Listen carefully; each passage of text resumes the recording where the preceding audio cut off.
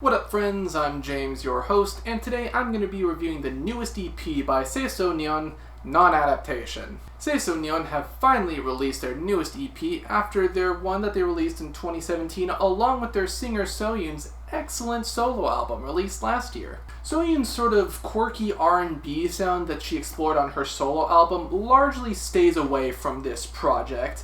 Like their last EP, Owne have stuck to their guns and are doing what they do best: indie rock. The group have been an up-and-coming force in the Korean indie sphere and abroad as well, and the group seem to be taking that in stride by just honing their sound and doing what they do best. Now keep in mind, I actually don't have lyric translations to these songs, so most of what I'm going to be critiquing / reviewing here are going to be the instrumentals, vocal performances, things like that, rather than the actual message of the tracks. Midnight Train is a bit of an experimental start to this EP with, alongside your normal indie rock riffs, you have these interesting vocal samples, muffled drums, and some kind of dreamy synth lines here and there as well. The atmosphere created from this track is pretty nice, with it transitioning from the kind of lighter sound to a heavier sound as the song progresses. It never loses its smoothness though, with Soyun's very soulful vocals combining with spacey electronics and guitar in the outro. Go Back is the really good lead single from the album, and it's also one of the lighter songs here. This one has a bit of a funkier vibe, with these sort of quirky, almost like Fisher-Price styled keys that are sprinkled along the track. It's kind of funny, but also kind of endearing in its own way. The delicate vocals are great, and the bass line really stands out as well. It provides this sort of backbone to the track that establishes the groove and the sort of laid-back atmosphere that the song is going for. This is especially present in the chorus and second verse, I find. The jagged guitar solo also adds a nice edge to the song while also not sacrificing the vulnerability of it as well. Now with Stranger, the sort of low-key intro really adds a great build-up to the more emotional second half of the song. Soyun's whisper-like vocals are pretty enchanting, and I like how they let the instruments do the talking in the second half. It has a nice full sound that just sees the guitar, the bass, drums, and synths just harmonizing with each other in pretty captivating ways. Winter, however, takes us in a bit more of an R&B direction. The swirling synth and the deeper guitar give the song kind of a classic ballad feel that I really like. And by the time the second verse and the bridge roll around, we're pretty much fully embracing the organ, and Soyun's vocals are going off in some mystical direction. There's a pretty excellent soundscape here. It almost feels sort of big band influenced in certain places. I like that angle a lot.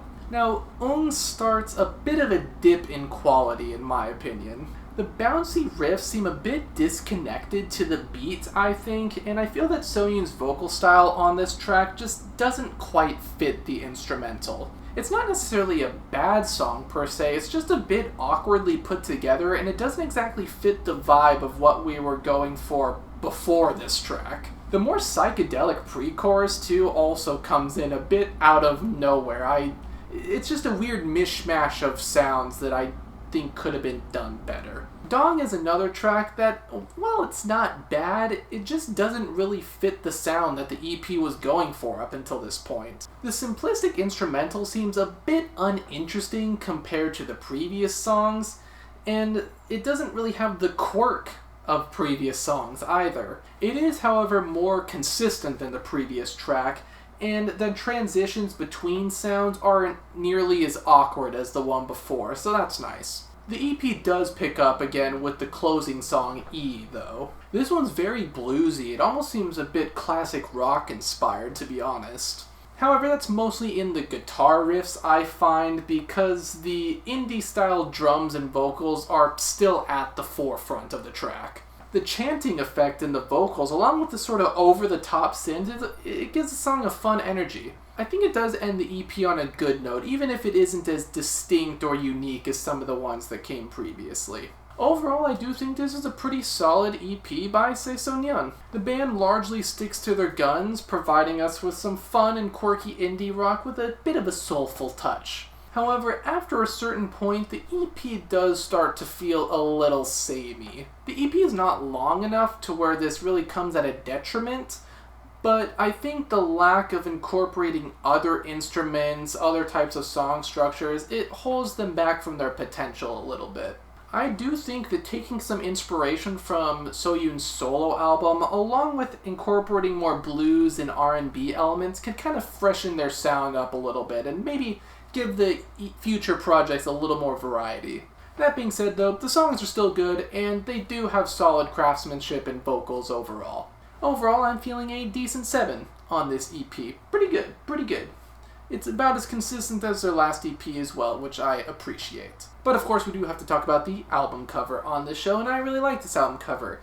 Very simple, with just the ocean, the person on the bench. Great. Good color combination too. I always like the blue and white ocean combo, along with the brown of the bench. It makes that stand out. And weirdly enough, I think this really does fit the vibe of the EP overall. Their last album also kind of had a bluish touch. For some reason, that just fits their sound really well. I think this cover is pretty well done. That being said, what did you guys think about this EP? Did you like Soyun's solo album more? Were you pleased with this one, or do you like their previous EP? Let me know. But until the next one, farewell.